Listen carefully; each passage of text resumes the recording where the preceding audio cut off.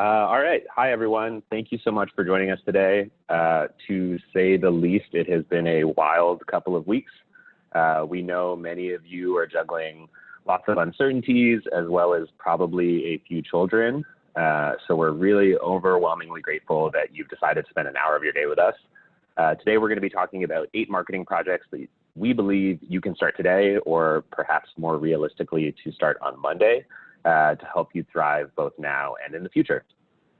So before we start, a few housekeeping items. The session is going to be recorded and then emailed out to you later today. Make sure you do open that email because we're going to include some leave behind resources that we'll touch on over the course of the webinar.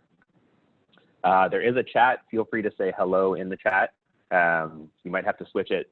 Sometimes you're addressing just the panelists, which is myself and Mitchell, but you can open it up to address the panelists and the attendees.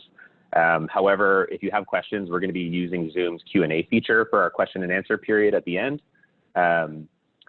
Finally, it seems like we're going to have a fair number of people on the webinar today. We had almost 500 registrants, which is awesome. I think there's about 150 people with us right now. You are across a ton of different types of organizations and industries. Some of you are in survival mode, some of you are in wait and see mode, some of you are really stepping on the gas. With that in mind, we've tried to keep the projects that we'll be discussing pretty wide ranging and hopefully industry agnostic. If you do want some advice on specific subjects, please raise them during the Q&A period.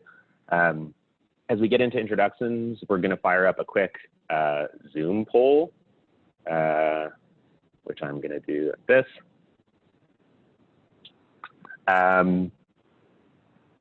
Yeah, I want to make sure you're all awake and paying attention. So just quickly kind of jump in there. What's your work from home style?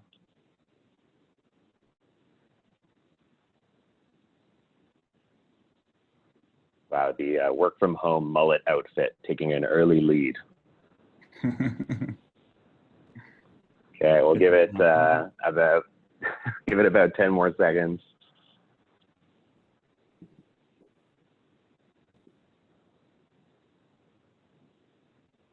All right, everybody should be able to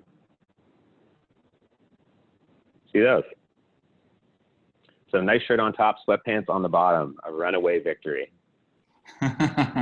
Okay, introductions. So I'm Miles Sellyn. I'm the president here at Major Tom. I'm involved in a number of different areas across our agency, including leading the initial stages of our client strategy engagements, supporting our business development team, and defining our own organizational strategy alongside our CEO, Lynn. I've been with the organization for just over 6 years. My work from home style is constantly fending off my large ginger cat, Tonka. Mitchell? Hey, I'm Mitchell. I'm VP Operations. I oversee our project teams in New York, as well as here in Toronto, which is where I'm broadcasting from. It will be my 3-year mark at Major Tom in about a month. And I think I'm going on about 13 years in the marketing industry overall. My work from home style is bottle of wine within an arm's reach at all times. So who's Major Tom? I saw a lot of familiar names in the registrant list, as well as a ton I didn't recognize. But to be honest and vulnerable with everyone right now, in many ways, I don't think our positioning statement is really very important to people right now. What is important is that, like you, we are figuring this whole thing out a day at a time. When we built our annual plans, global pandemic was not on the roadmap. So we're really all in the same boat at this moment. So to register for this webinar, we asked everyone, what is the biggest marketing question on your mind today? So we ran your responses through a word cloud generator, and everyone's on mute, but I can definitely tell you're laughing. What we actually heard was this. There is a ton of uncertainty and honestly, anxiety as well. You're wondering just how deep and enduring these changes will be. Same here. Everyone is fair game to adapt to whatever the new normal will be, which is great. Some of you just want to make it through these next couple months. But the most encouraging thing that we saw is that this group of marketers here is thinking and planning about how to come on the other side of this stronger and better than we were before. Someone also asked this question, no mention of my facial hair for some reason. And someone else just asked, how, which we thought was very profound. We also wanted to let you know a few of the things that are on our minds as we consider the state of marketing at the moment. The first may seem really obvious, but things are changed. Personally, I am of the opinion that in many ways, marketing and business will never be quite the same. Things like truly authentic connection with your audience, what engagement means, how audiences behave and how we define that behavior. It's all changed dramatically in the span of like 2 weeks. And while the economy will definitely bounce back at some point, some things might have just changed permanently. The second thing on our minds is pace. Just 2 weeks ago, I was considering driving down to Washington State for the weekend with my wife. Trying to reconcile in my mind the amount of things that have happened in that 2 week span is almost impossible. Things are happening at a just mind-boggling pace. And as marketers, our challenge is to keep up with the conversation. And then finally, we spent the last week thinking about action. This situation is undeniably overwhelming. I don't think I've spoken to anyone in the last 2 weeks who is feeling underwhelmed. When we're overwhelmed, we can feel paralyzed. But if we can do anything today, I hope it's to inspire you to shake yourself out of that feeling, pick something, and then start it. Which leads me to this awesome quote that I saw on LinkedIn and forgot to properly source. If anyone knows who this is, shout it out on the chat. I thought it was really meaningful. We can't quit. We've just got to pick a nail and start hammering. So today what we're going to do is try to present 8 different nails. Hopefully you can pick one and you can start hammering. So with that in mind, nail number 1 is to revisit your brand strategy. So we often find that when we start to work with an organization and we ask them to define their brand strategy, it's hard to get a clear answer. How and what does your brand communicate? Right now, more than ever, people are looking for brands to be authentic. How can you be authentic if you don't know who you are? Especially in marketing teams with multiple people, if you don't have a single source of truth, your messaging can start to be inconsistent. So authenticity and consistency are the goals now and always. So typically undergoing a brand strategy engagement is a big project. But if you're starting for the first time or you're revisiting your current brand strategy, you can start in doing a small reassessment and build from there. So there's lots of different ways to define brand strategy, what goes into it, and how to utilize it. But for us, the 3 most helpful pieces to get started with are the golden circle, brand values, and brand archetype. So the golden circle is Simon Sinek's articulation of the purpose of an organization, and it's a really effective tool in defining pieces of a brand strategy. It's made up of 3 key statements: what you do, how you do, and most importantly, why you do it. As a piece of messaging, they can be expressed in conjunction. So for example, Major Tom solves marketing challenges by combining high-level strategic thinking with excellent tactical execution in order to unite our great people with great brands. The second piece that we'd recommend you define is your brand values. Sometimes these are articulated as a single word, sometimes as short phrases, but they should always be supported by 1 to 3 defining behaviors. So if one of your brand values is humble or hungry, how do those behaviors show up for your team and how do they show up for your customers? We have 5, but in my opinion, less is definitely more. So if you can keep that to a tight 3, can be pretty effective. And then the third thing we would recommend is using traditional brand archetypes to define your brand character. These have been around for a long time. Shout out to Carl Jung, but they've stood the test of time as being a great way to articulate your brand characteristics to your team. Well, some brands might be a single archetype like Nike or Harley Davidson. Some brands are a 50-50 split, maybe even a 75-25 split. And it's okay to experiment and kind of land on what feels right. So for Major Tom, we think of ourselves as a 50-50 split between the sage and the magician. So the sage side of us has a deep appreciation of insight and knowledge, and we want to be that advisor to our partners. But the magician side, we also want to surprise and delight. It can be really helpful in terms of landing on the right tone to take this archetypal mix and to turn it into an avatar. So sometimes it's a celebrity or a character that helps you define your tone. At Major Tom, we don't have an explicit one, but I like to think of us as being like Gandalf, kind of magical, wise, but still here to have a good time. So these 3 tools can give you a quick and dirty way to ensure your communication now and going forward is on brand. So to get started with this project, we're going to provide you with a few simple worksheets. They'll come out in an email afterwards. One for the golden circle, one for brand values, and then an example archetype wheel. So what we'd recommend in terms of getting this project kickstarted is to send these to your leadership team, have them all complete it beforehand, then come together for 2-3 hours, discuss, really gut out a consensus, and then put it into action. Project number 2 is to either develop or redevelop your personas. So chances are, if you have well-defined personas, they are completely out of the window at this point. Nancy, who has 2 kids and loves fitness, those things are all still true, but Nancy's world and the way she is living are completely different now, and likely will never be exactly the same. The way you spoke to Nancy 2 weeks ago just doesn't make sense anymore.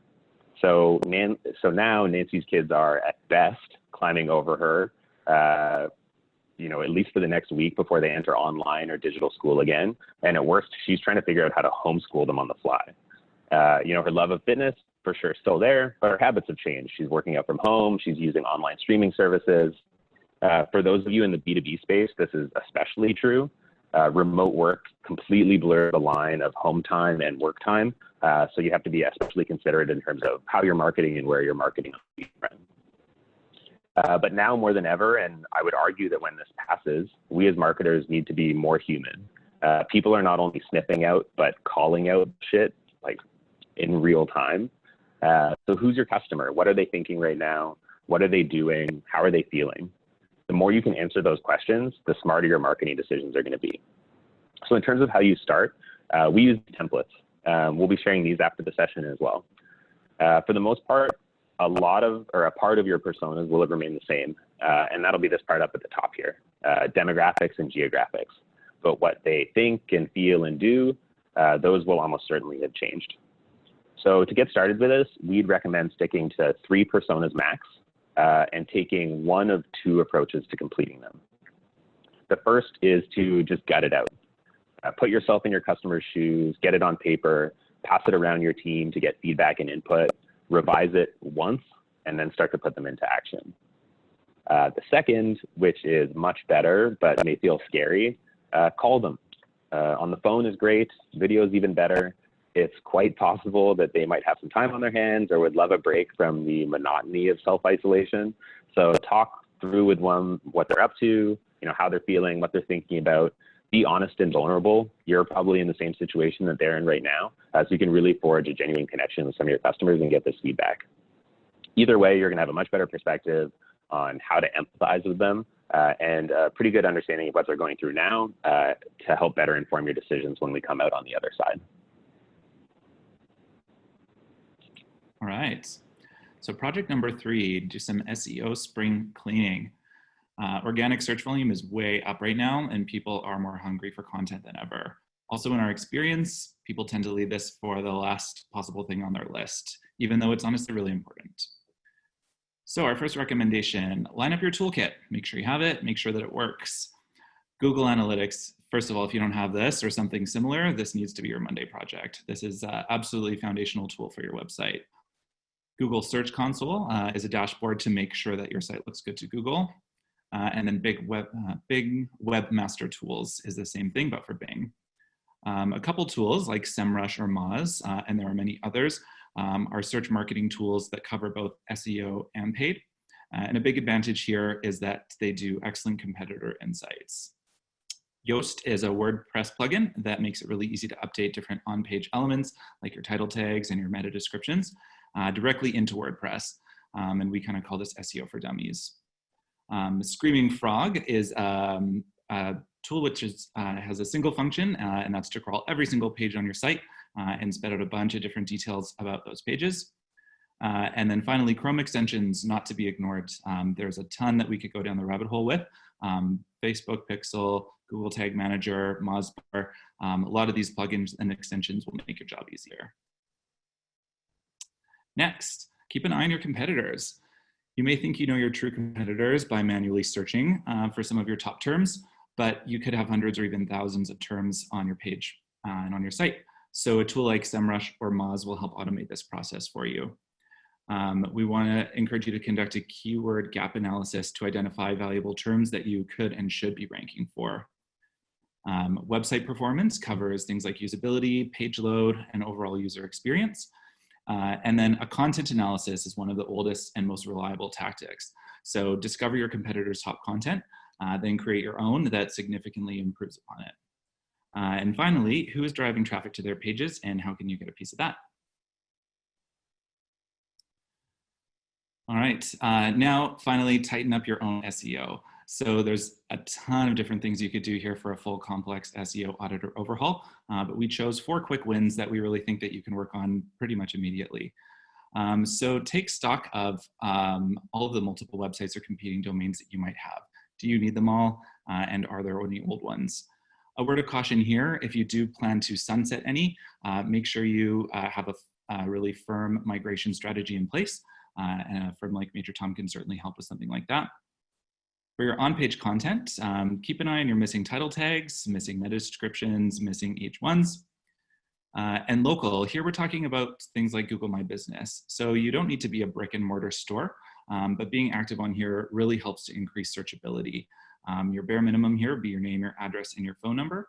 And also keep in mind if there's any things that are different for your business, for example, operating hours that have been affected by COVID. And finally, broken links. So again, SEMrush or Screaming Frog, these will identify your broken links. Now is a great time to get in there and fix them. Okay, so project number 4, focus on your content. As a marketer, this is personally where I have the most fun. In general, this is a great time for you to step back and look at the big picture. Some of the earlier projects that we talked about will help lay the foundation of revisiting your content strategy overall. When we look at these content strategy fundamentals here, and then of course we pair them with today's uncertain environment, certainly some budget restrictions, then the fact that we don't really know what the next few months are going to look like, we're going to find that channel selection is going to be difficult to lock in, budget is going to be difficult to lock in, measurement is going to be difficult to lock in. But these are still really worthy of discussion. Activities like audits and brainstorms, though, are perfect for these times. We also don't want to let this remote working environment stop you from collaborating with your team. So at Major Tom, we've had some really great, rewarding workshops internally and with clients using the Mural app, which is a screenshot that you see here on the right. So as great as strategy is to work on, we also want to emphasize a good balance of planning and action. And what this action looks like is beefing up your content library. So these here are going to power your content marketing engine into the future, helping to chart you through some uncertain times. But how do we take advantage of these when we have a remote working environment and reduced resources and a really uncertain path in the next few months? The short answer, honestly, is just to get crafty. So with written content, honestly, right now there's a huge amount of information at our fingertips. And for most of us, there's fewer distractions while we're working from home. This is a really great time to dig into research, create some new insights, create some thought leadership. For interviews, I suspect you'll find that more people are available to speak to you, like Miles mentioned. So get on a Zoom with them, dig deep, extract some meaningful information. Also take a look at some of your high-performing past content, figure out how you can innovate on that to make it better. So for photos and graphics, I know everyone here has hundreds and hundreds of images tucked away into old folders. We want to encourage you to revisit them to see if anything was overlooked, or maybe something has some new nostalgic value. If you've got some really great 4K video, I bet you'll find that you can pull some stills from it. And of course, graphics can be a really simple and cost-effective way to create new content without the need for new photography. So you could, for example, explore new graphic treatment on your social channels. It's a really great time to scour user-generated content too. I'll be honest, I couldn't bear writing stock photography on this slide, but to be honest, I think we can acknowledge that there is a lot of really good stock photography out there, a lot better than it used to be, and there's probably something on there that can help. So for rich media, we want to again encourage you to revisit your existing content library, see what you can repurpose. There could be a lot of value in some of your older B-roll. But one of the biggest takeaways that I want for everyone today is to lean into lightweight motion graphics. So let's be real, there's no new video that's going to be shot in the next couple months, but using existing videos and photography, you can make some really compelling motion graphics. Facebook just shared a study with us earlier this week that said brands using motion graphic ads saw a 17% higher rate of conversion than ads using only still photos. So some really good food for thought there. And a final note on content, the economic climate has made for a huge amount of available labor on the market, and there are going to be more contractors than ever that can help you out if you need assistance with your content production. Project number 5. So this one's about reimagining your delivery. So obviously many industries are facing the impact of having their regular channel or vehicle for delivering their product or service either made temporarily impossible or at least severely limited. So many of you are likely thinking, how can I change things up to get me through this little rough patch? And while that's a normal first reaction, I would really challenge all of you to push that thinking even a little bit further. So when you're reimagining your service delivery, how can you make changes now that are going to open up new avenues and new opportunities, both now and in the future? These changes might be about survival or brand building in the short term, but it's also an opportunity to think about the future. A great example of an industry that has leaned into this right away is real estate. The market is likely going to be tighter because of everything going on, but property is still being listed and thus needs to be shown. Individual realtors like my friend Jeff Appleby, who I think might actually be on this webinar right now. Jeff, if you're here, say hi in the chat. He's doing awesome Instagram tours, both live and recorded, doing open houses. So not only helps him get by in the short term, but there's a potential opportunity to really expand his reach and do open houses with people that he might not have access to in the first case. There's awesome VR companies like Stamble Studios here in Vancouver that are making VR tours to advertise pre-sale units. So both of these techniques allow them to show properties at scale and globally. So while it's really, really useful now, it's going to be just as useful later. I am not going to say that we put this together in response to our current situation. It was something we've been experimenting with and tinkering on for a while. But we built our own e-commerce store called TinCan. Originally, the idea was to sell swag, but we've pivoted into selling small introductory style services that are more transactional, but as a way for us to start relationships with new clients at a lower price point. This website actually isn't going to go live publicly until this Wednesday, but we'd love for you to check it out. Give us your thoughts, give us your feedback on the new concept. We're also going to be sharing a promo code in the email follow-up, so you can check it out to see if anything can provide some immediate low-cost value to you. Is this going to work? I don't know, but we knew that with tighter budgets and potentially smaller projects on the horizon, that we could take a swing at providing value in a really different way. For us, if we're not experimenting and innovating, we're not doing our jobs properly. Another great example that we've seen is what science centers and museums are doing. Science World is taking their popular interactive sessions and making them available on YouTube. So by focusing on engagement with kids, which is our audience, in the short term, they're going to keep those kids interested in science over the long term, so that when we do get back to some normalcy and you can go to Science World again, those kids are really going to have stayed engaged with the topic. So a couple of tips or hints for thinking through this type of project. The first thing is to focus on how can you deliver value to your audience? What's going to be useful to them right now? A good hint is to go talk to them, ask. They'll probably tell you. Next, I would weigh the short-term and long-term value of the idea. Putting in tons of effort and time on something that only has a really narrow window of short-term value may not be worth it. But instead to kind of think about investing more effort in something that is going to benefit you now and later.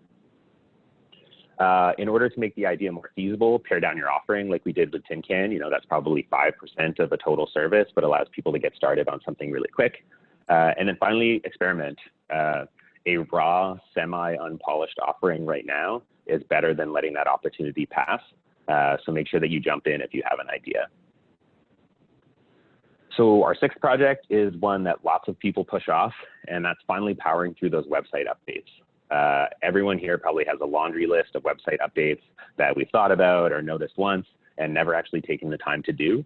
But when we come out on the other side of this, it's going to be gangbusters.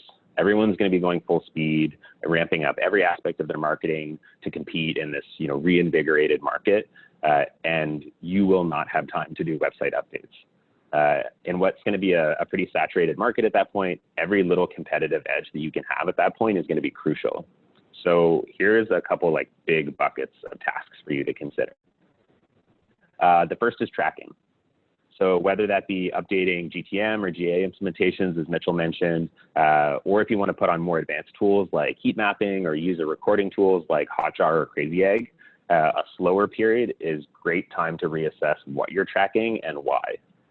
If you still have a fair bit of traffic coming to your site, especially when everyone's at home and online, what are you learning from? What insights can you really discover from that traffic? And then when websites to traffic really starts to flow at a high volume again and becomes more transactional, are you going to have the right tracking in place to know the details of it and be able to pivot if you need to as the market picks back up? The second bucket is security and speed. So as someone who works in the industry, it boggles my mind how many sites I land on that are not secure. It's really easy to check if yours is. Just click in the browser right next to your domain to the left. There's either a lock or there's not.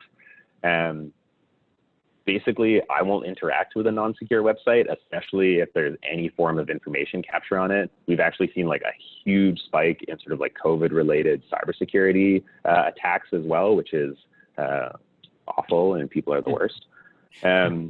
But definitely something to consider. It's not a hard fix. So making sure that if you aren't insecure like that you take care of that. From a performance standpoint, tools like GTmetrix and Google PageSpeed Insights will spit out a list of recommendations that you or your web developer can start to tackle.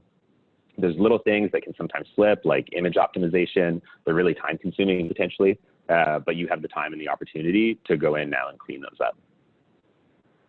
And a third area for you to consider is the actual experience of the site. When was the last time you sat down and walked through a full user journey on both desktop and then on mobile? Are those experiences consistent? Were there any problems? As you're going through it, just write a list and then see what you can address. On the accessibility side of things, that may require professional help. The rules of regulations surrounding WCAG compliance can be a little bit complex, but it's definitely an increasing area of importance for government and regulatory bodies. Depending on where you're located and how large your business is, there are potentially like huge fines for it as well. So while you might get a big laundry list of accessibility issues to address coming out of that, starting to work on them and demonstrating improvement is sometimes enough to push a potential legal action down the road. Not to mention the fact that there are millions of people who live with different types of disabilities. So if you can really put the effort into making your site highly accessible, it goes a long way to show that large demographic that you are trying to craft the user experience for them. Finally, a fun little activity to do, or maybe not fun depending on the results, is to pop your this site and then your domain into Google and start browsing the search results. So this will just show everything that Google has indexed for your domain. You really want to start looking for types of pages that have been cached by search engines that are maybe no longer relevant. Are there things that you shouldn't be able to see that you do see, pages from a development site or like old, potentially internal PDFs? These are things that you can go run through and clean up with pretty minimal effort. Great. Project 7 of 8, sustain your brand presence. So a lot of marketers are concerned about whether it's appropriate to advertise right now or not. There was a study that was released earlier this week by Kantar Media, and 90% of an audience of consumers said that brands basically have the green light to advertise amid the coronavirus crisis and that business must go on. Another compelling thought here, it can take up to 5 years for a brand to recover from going dark. So our recommendation is to implement a brand awareness campaign that's supported with paid media. So this will ensure that you remain top of mind when you resume normal programming, and it's especially important if your competitors are active in this space. And if they're smart, they are. Also, pausing all ads is going to prevent you from building valuable remarketing lists and lookalike audiences. So despite instincts, it's just not the time to go dark. We do have some channels that we want you to consider as well. And the first is search. So stay top of mind when users are actively searching for you. Owning a share of voice against your competitors is super key here. On social, we're seeing CPCs and CPMs decrease, and it's a really great time for efficient brand awareness on those channels. Video consumption is up more than ever, no surprise. Google estimates in the last 2 weeks, there's been a 60% increase in content being streamed.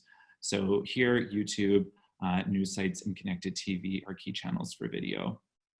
The most engaged content for video has been around news, food and entertainment, and gaming. So in a Google study, 47% reported playing more video games compared to before the outbreak. Miles, I bet that's true for you. Finally, news and finance sites have seen the biggest increase in traffic. So whether direct buys or programmatic, these are excellent sites to target. And we would be remiss if we didn't talk about the delicate topic of brand messaging during this crisis. So first and foremost, be cautious. Now is not the time to take creative risks.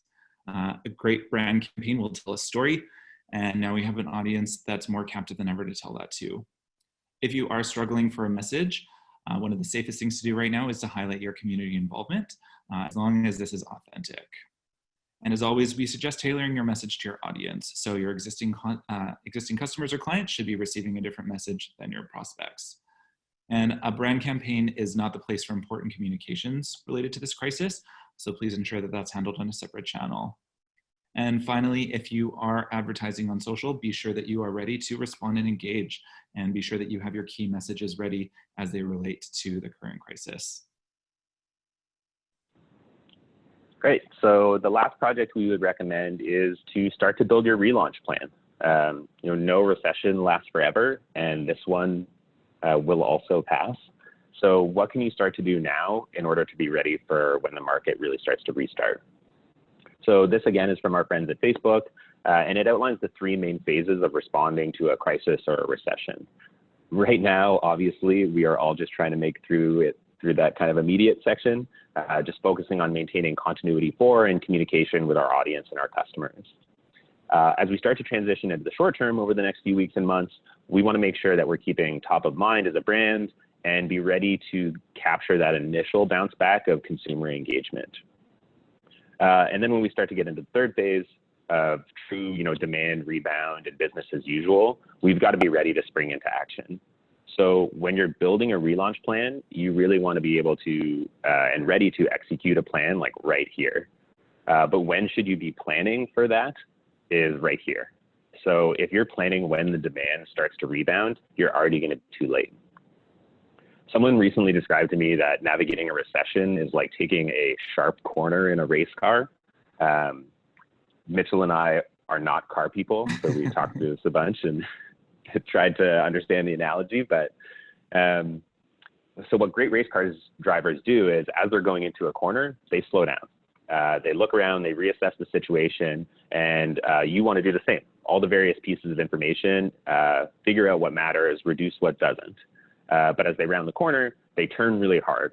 For us as marketers, that means pivoting into a short list of projects that we want to execute really, really well that are going to set us up for success when we get into that straightaway. And once those best drivers hit that straightaway, they're gone. They put their plan into place, they pump on the gas, and they're accelerating fast past those who weren't properly prepared. If you're still deciding on the plan as you come out of the corner, you're going to get left in the dust. So a few kind of key things for you to consider as you start to formulate your plan. Probably the most important one is what's the trigger that means go? Is it going to be search volume, foot traffic? Defining when you need to put the plan into place is going to be key to know that, when you should slam on the gas. From a messaging perspective, your messaging has likely changed and will continue to change over the next few months. But when you need to start going fast again, what is your new messaging going to be? You want to make sure that when you are ready to go, that you have it ready. And then in terms of both budgets and channels, you want to consider the pace with which you're going to scale both of those things up. Are you going to start small to determine ROI for a specific channel in the new environment, or are you going to bet big on one specific channel? By making sure that you figure that stuff out beforehand, you're going to be able to pivot faster if and when the time comes. So there you go. That's 8 projects for you to potentially tackle. Hopefully at least one resonated with you. Before we get into Q&A, I want to do another quick poll, which I'm going to be good at. Cool. So curious to know, out of these 8, which one of them you are kind of most likely to dive into on Monday? Ooh, SEO in the lead. Oh. Wow. Whoa. Okay, there's 200 of us, so we'll wait. I'm I'm really curious and interested to share this with everyone.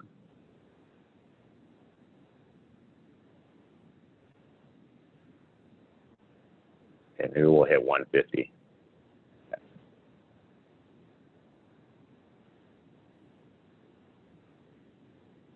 Okay, we're slowing down, so I'm gonna cut it. Awesome. So what's really, really interesting as we share this, a relatively even split. You know, no clear runaway winner. So that's great. It's exciting to know that there's going to be lots of different things that different people are going to be working on. I do have to point out, Miles, that focus on content, which was my slide, was technically number one, 22% of it. Fair enough.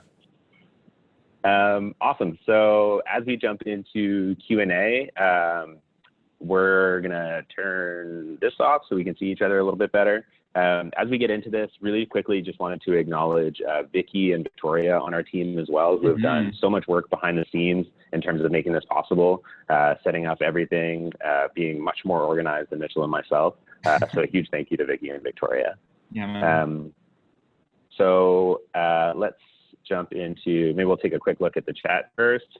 Yeah, I've got a couple questions lined up here that are pretty good. Sure. So let's start with the first one here. What's your best advice for acquiring clients online during these weird times? So I hear the word clients, I'm hearing B2B.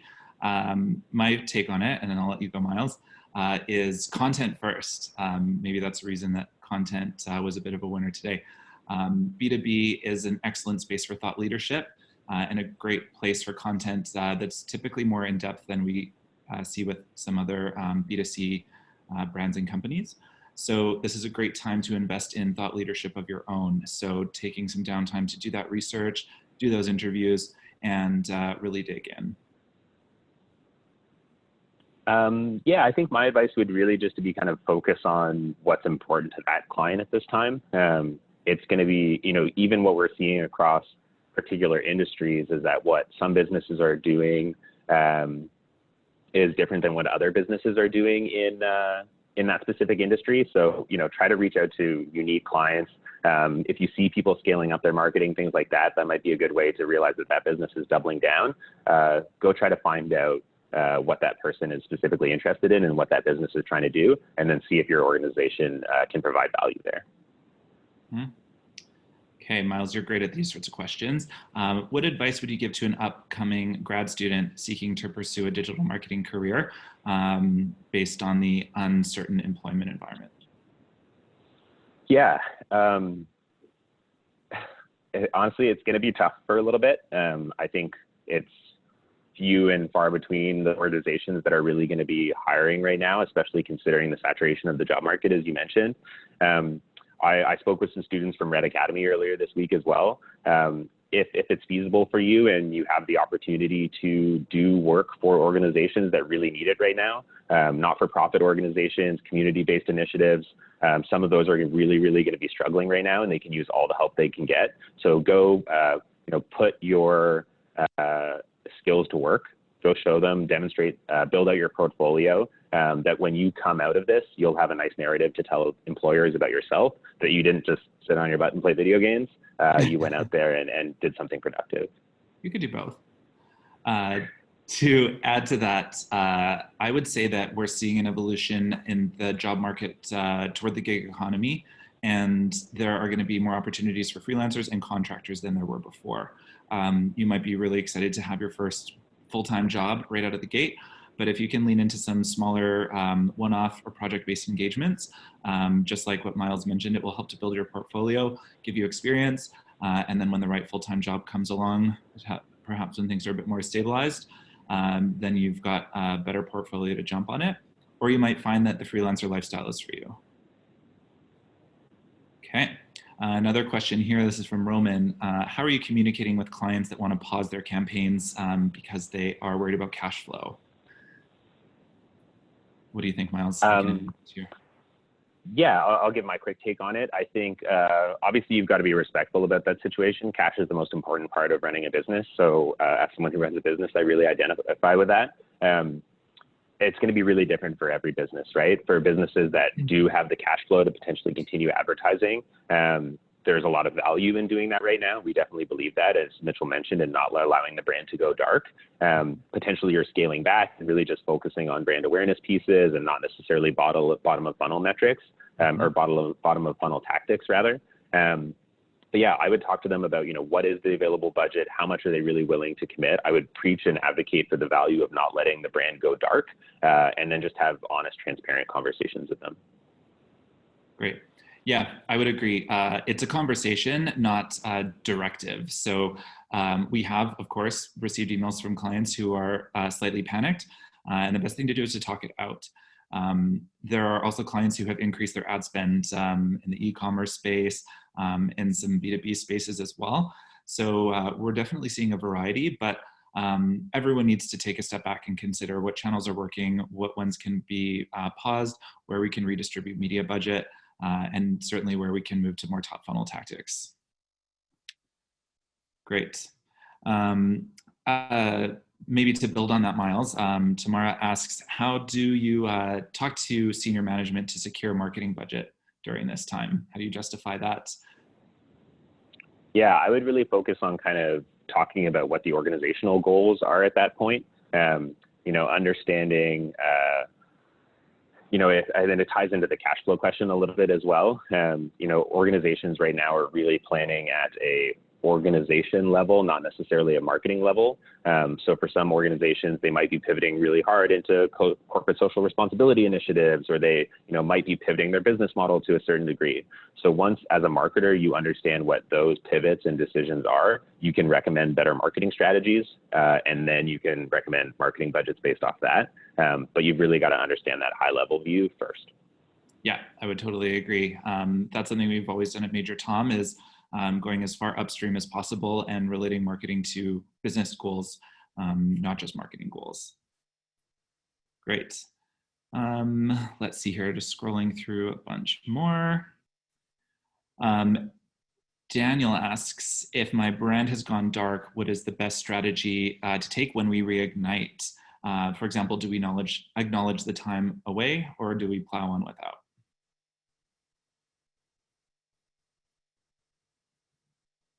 Sorry, I unmuted myself. So I think generally you have to acknowledge the time away. I don't know exactly what business you're in, Daniel. I don't know if you want to pop in the chat. I think it's going to depend a little bit on what your industry is. For something, if you're in, hospitality or tourism or something like that, everyone is going to be extremely aware of what is happening. I think we've seen a big movement in lots of different cities to really try to support those businesses as much as possible. So I think if you're coming back and reigniting the brand, just be, authentic about the challenge that you've gone through and the people you're trying to support and the livelihood you're trying to push forward, and be honest about that. I think people will come back to support in a big way. Awesome. Couldn't agree more. Someone asks, where do you get your ideas from? I have to say, hang out with smart people. Yeah, I have to say, I don't think I've ever sifted through such a huge volume of marketing perspectives and research and data than we did for this, because there was so much being published. And it was overwhelming. And not all sources were as relevant as others, that's for sure. But there's a lot of different takes and perspectives on it, and we are certainly all just figuring it out one day at a time. Here's another one from Noemi.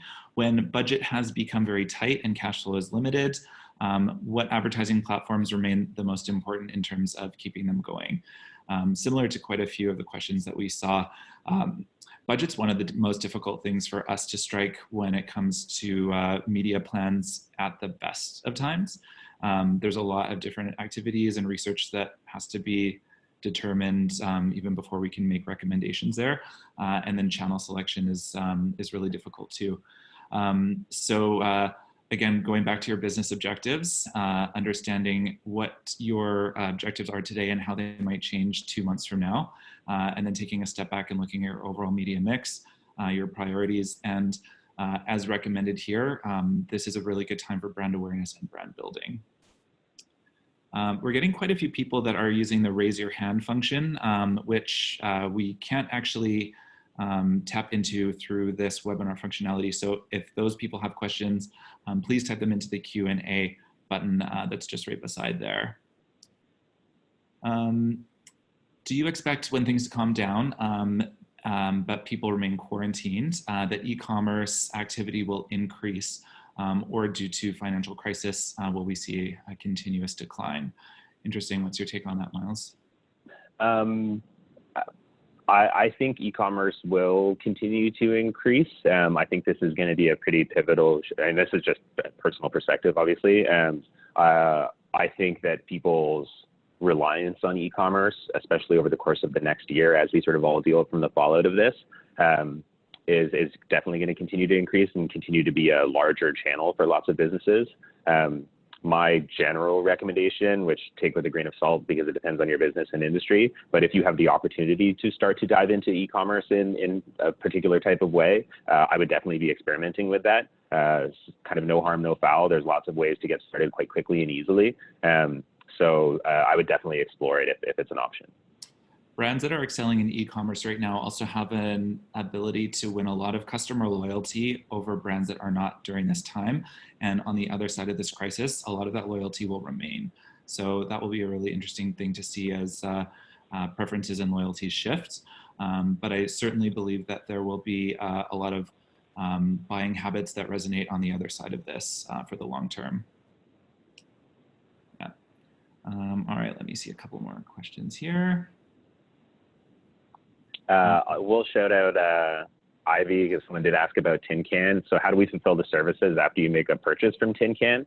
It's really, really automated. We give you a bunch of information or a bunch of questions. You provide us with a bunch of information. So you don't actually have a contact with someone at Major Tom until we're coming back with the outcome of one of those services, in which case we present the deliverable, things like that. But we're really trying to sort of automate and productize the initial part of that service as much as possible. Raymond wants to know if we have any specific recommendations for companies in the tourism industry. That's a really tough one that's been hit really hard, and it's a very experiential industry as well. But one of your examples, I think, resonates here, Miles. Which one? Going virtual, Science World. Yeah, totally. So if you can, and obviously tourism is pretty wide ranging.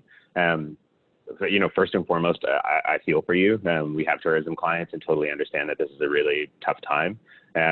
It's also, really uncertain the level of bounce back and when we're going to bounce back, when consumers are going to be comfortable with travel and sort of large gatherings, things like that is a big unknown. So if you do have the opportunity to virtualize your destinations to a certain degree, give people a little bit of surprise and delight. For tourism, I would really just focus on that kind of brand building piece as much as possible, because outside of that, unfortunately, there are some limitations to your options. Someone is curious about advice for nonprofits in terms of marketing strategies. At the best of times, those paid budgets are really non-existent. I would hit home around the brand messaging thing about how strong of a story community engagement is right now. And if your not-for-profit has some sort of tangible outreach that you can highlight, this is a really wonderful time to make that emotional connection and tell that story. As always with not-for-profits, you want to make sure you explore your grant options. We work with a lot of not-for-profits in Google Grants, which can be really powerful. So if you have not explored that, that's a great place to start as well. Yeah, and I would also think about if there are ways, I think financially right now, it might be a bit of a challenge, obviously, from a donations perspective. But if there are ways that people can volunteer time in some way, despite not being able to be in the same physical location. But I can't remember the name of the charity, but I saw a children's charity that was having people volunteer time to come on Zoom calls and read books to kids. Which is so incredibly cute, obviously. So figuring out ways that you can really engage a community and have people volunteer, I think could be an effective strategy in the short term. Great. Another question. The rapidly changing nature of the news and the state of the world makes it challenging to plan even a month ahead. Should we still be prepping for campaigns launching more than 1 month out? personally, unless it's part of sort of your relaunch plan, I would be focused on tighter windows than that. You know, a lot of the businesses we're talking to are going from month planning cycles and 90-day planning cycles, so monthly and quarterly, to going to 2-week and then 4-week planning cycles. I mean, again, think of what 2 weeks ago was. Stuff is changing so incredibly quickly that it's really about, you know, as we mentioned before, that pace. So I would expedite those planning cycles and make them sort of smaller sprint style windows. Yeah, sprint style for sure. I know the Major Tom social media team is doing their content calendars a day at a time instead of a month at a time, and checking for the latest before posting anything, because things can change so quickly and messaging can become really irrelevant or offensive potentially if it's not looked at really closely.